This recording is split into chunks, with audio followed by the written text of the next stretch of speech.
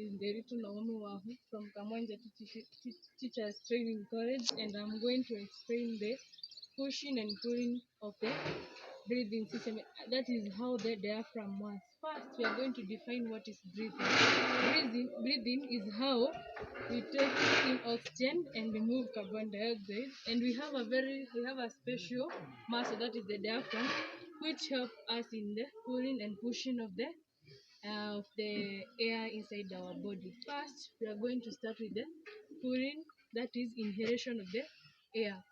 When we breathe in, the diaphragm contracts, it moves downwards and become flat, and this creates more space in the chest cavity and lowers the pressure inside the lungs, because air always moves from a high to low pressure, and it rushes to fill in the lungs. Now I'm going to demonstrate the pulling. When you pull the diaphragm, it goes downwards, and then you increase the pressure inside the chest cavity, you see, and then the lungs expand.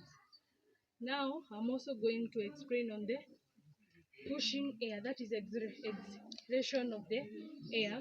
This is when we breathe out.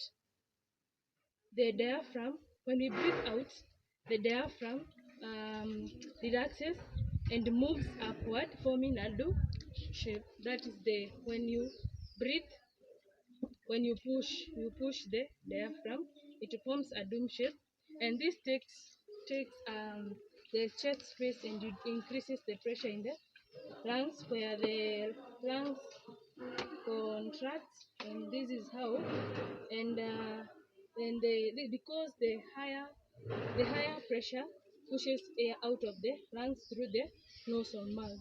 So this is where, during pulling, the diaphragm moves downward to let air in, and during pushing, it moves up to force air out.